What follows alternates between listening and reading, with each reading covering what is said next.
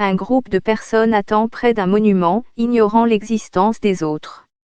Une femme marche, la bouche ouverte, dans une rue animée, une main sur son cœur. Deux jeunes hommes des frères se tiennent derrière une barrière blanche, les deux têtes inclinées au même angle. Ce sont quelques-uns des moments capturés dans la série Sommeil Orels du photographe Josh Pullman, qui documente l'utilisation des téléphones portables dans les lieux publics, voire photos. Presque toutes les rues de toutes les villes du monde sont pleines de gens qui agissent ainsi, ce qui n'existait pas il y a quelques décennies. Nous nous sommes habitués à ce qu'un espace physique partagé ne soit plus synonyme d'expérience partagée. Partout où nous allons, nous transportons avec nous des options bien plus séduisantes que le lieu et le moment où nous nous trouvons, accès aux amis, à la famille, aux nouvelles, aux opinions, aux scandales, aux célébrités, au travail, aux loisirs, aux informations, aux rumeurs. Il n'est pas étonnant que nous soyons fascinés, que les visages des images de Pullman soient empreints d'une telle émotion. Nous sommes libres, si le mot libre est le bon, d'envoyer à tout moment une stimulation ou une distraction dans notre cerveau. Grâce aux écrans que nous portons et que nous porterons bientôt, il n'a jamais été aussi facile de convoquer ceux que nous aimons, dont nous avons besoin, dont nous nous soucions ou dont nous dépendons. Pourtant, comme le demande Pullman lui-même, si deux personnes marchent ensemble dans la rue et sont toutes deux au téléphone avec quelqu'un d'autre, sont-elles vraiment ensemble ? Et quel est l'effet sur le reste d'entre nous de telles manifestations publiques d'émotions, qu'il s'agisse d'anxiété, de rage ou de joie ? Être humain, c'est avoir soif de connexion. Mais notre talent peut-il nous trahir ?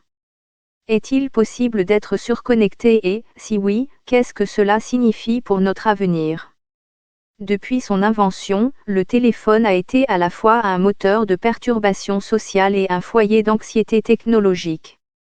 Imaginez la scène avec les yeux du XIXe siècle, lorsque l'infrastructure des premiers réseaux téléphoniques a commencé à être mise en place, des kilomètres et des kilomètres de fils pendaient le long des routes publiques, perçant chaque maison à tour de rôle. Les murs étaient percés, le sanctuaire de la maison était connecté à une nouvelle forme d'interaction humaine. Le télégraphe électrique avait déjà offert au monde quelque chose de miraculeux, la messagerie à la vitesse de l'électricité. Les téléphones, cependant, ne portaient pas les points et les tirets de type commercial ou le code Morse, mais la voix humaine, chuchotant de l'éther dans l'oreille de n'importe quel auditeur consentant. Nous ne serons bientôt plus que des tas de gelées transparents les uns pour les autres, se lamentait un écrivain britannique en 1897, craignant que la vie privée ne soit remplacée par la promiscuité d'une nouvelle ère médiatique, dans laquelle le moi non médiatisé ne pourrait plus se cacher. Pourtant, si les premières craintes concernant le téléphone étaient peut-être exagérées, elles étaient aussi prophétiques. Si l'un des grands élans technologiques de la fin du XXe et du XXe siècle a été de connecter chaque lieu de travail et de loisirs à des réseaux d'énergie, de transport et de communication, l'histoire émergente du XXe siècle est l'interconnexion de nos propres esprits dans un état de réseau similaire. Nous ne sommes plus en train de percer des trous dans les murs de nos maisons pour y installer des fils téléphoniques. C'est nous-mêmes que nous branchons, et nous commençons à en ressentir les effets. Comme ses ancêtres du XIXe siècle, le téléphone portable a commencé comme un symbole de statut social pour les gens occupés et riches, un gros morceau de technologie de pointe, qu'il fallait crier aussi fort que possible.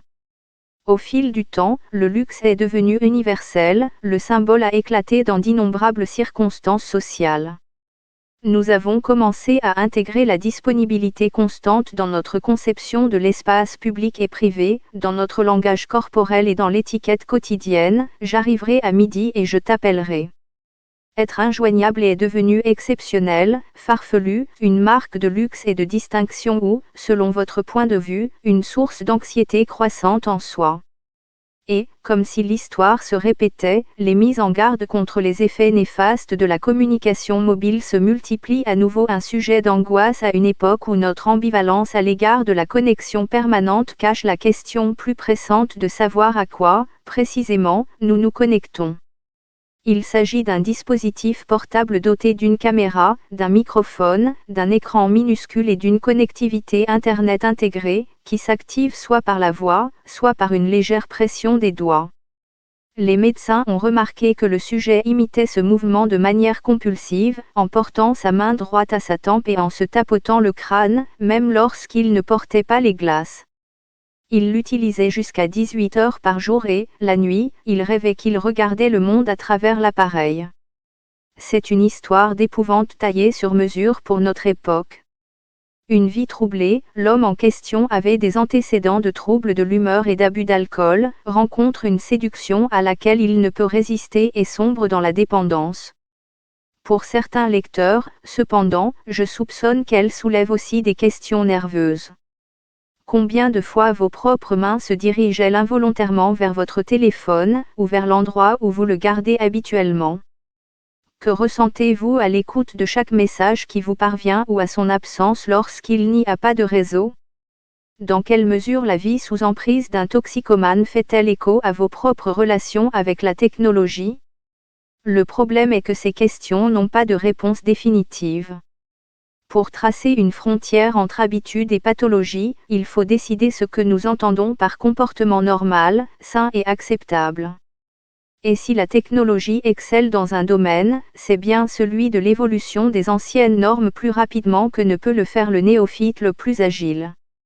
J'ai passé des années à essayer d'évaluer nos relations avec la technologie, et je me trouve toujours tiré dans deux directions différentes. D'une part, comme me l'a dit un jour le philosophe Julian Baggini, les êtres humains changent peut-être, mais à bien des égards, nous restons très semblables. Je peux encore lire des traductions de la littérature romaine ou grecque antique et savoir exactement ce que leurs auteurs veulent dire lorsqu'ils parlent de colère, de passion, de patriotisme, de confiance, de trahison.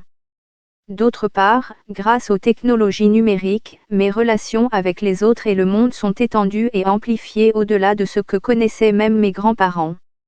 Je confie mes souvenirs, mes routines, mes habitudes et mes responsabilités à un matériel omniprésent, j'automatise avec gratitude tout ce qui va de la recherche d'un itinéraire à la recommandation de films. Comme l'ont affirmé des philosophes comme Andy Clark et David J. Chalmers, mon esprit est une sorte de collaboration entre le cerveau dans ma tête et des outils comme le téléphone dans ma main, je suis un système complexe qui englobe les deux. Et pourquoi ne pourrais-je pas tout simplement célébrer cette facilité, tout comme je le fais pour les libertés liées au fait de posséder une voiture ou un lave-vaisselle, ou de porter des lunettes pour corriger ma vue? L'une des objections est que, même si l'on n'adhère pas à l'hypothèse selon laquelle mon téléphone est en fait une partie de mon esprit, il est difficile d'ignorer les preuves croissantes des vulnérabilités de la cognition humaine. Nous ne sommes pas seulement des créatures d'habitude, nous sommes aussi des créatures d'examen conscient limité et facilement épuisées. Distrayez ou fatiguez quelqu'un, donnez-lui quelques problèmes de calcul mental à résoudre, faites clignoter des publicités dans les coins de sa vision et sa volonté est épuisée. Chacune de nos décisions est désormais une science alimentée par des milliards de données. Et quel meilleur mécanisme pour fatiguer même le penseur le plus affûté que le bourdonnement ininterrompu du matériel dans nos poches et des logiciels dans leurs nuages encerclants? C'est cet impact exponentiel des technologies de l'information qui pose le plus grand problème à tout ce que nous considérions comme normal, équilibré, autonome et autorégulé. Nous vivons à l'ère de la suffusion, et nos pathologies sont celles de l'excès. La malbouffe, fabriquée pour être si savoureuse qu'on ne peut s'empêcher de se l'enfoncer dans la bouche. Les médias, les informations et le temps de la malbouffe d'éthique algorithmique à la recherche d'attention qui cherche à s'intégrer dans les schémas de notre esprit. Avons-nous besoin de faire un régime, de nous désintoxiquer? Qu'il s'agisse de santé physique ou mentale, aucune de ces solutions ne fonctionne pour la plupart des gens, ni ne commence à s'attaquer aux causes des excès. À quoi bon se débrancher si la seule raison de le faire est de se rebrancher avec encore plus d'empressement à une date ultérieure? Mieux vaut regarder la réalité en face et commencer par l'extraordinaire intimité d'une relation qui ne peut que se resserrer, celle qui existe entre les cerveaux dans nos corps et les réseaux étincelants d'automatisation que nous tissons entre eux.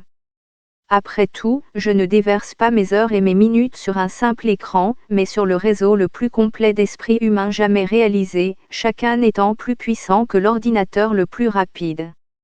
Si je suis si souvent captivé, consterné, surengagé, distrait et ravi, c'est parce qu'il y a d'autres personnes qui tamisent et réfractent ce monde d'informations en retour.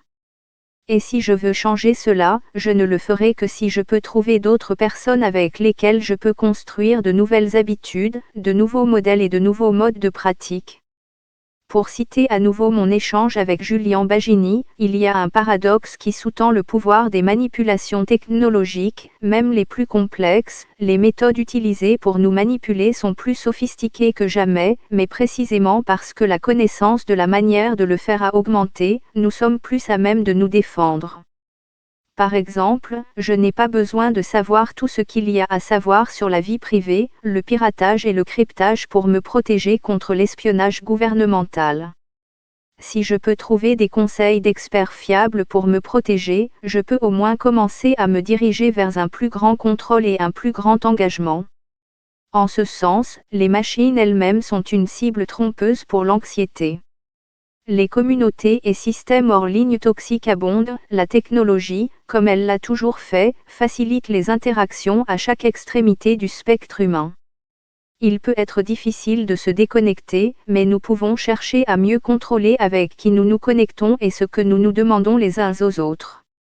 Ma photographie préférée de la série Sommeil or Else de Josh Pullman, la 8e, est inhabituelle car la femme qui y figure sourit, voir image ci-dessus.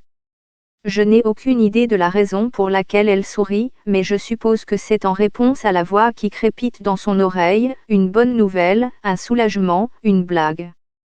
Tous les autres, captifs de leur téléphone, semblent anxieux, inquiets, malheureux, déchirés entre deux mondes. Mais elle est heureuse d'être ailleurs, et je suppose que son interlocuteur l'est aussi. Le motif est suffisamment riche pour ne pas être une prison, deux esprits traversent la terre avec plaisir.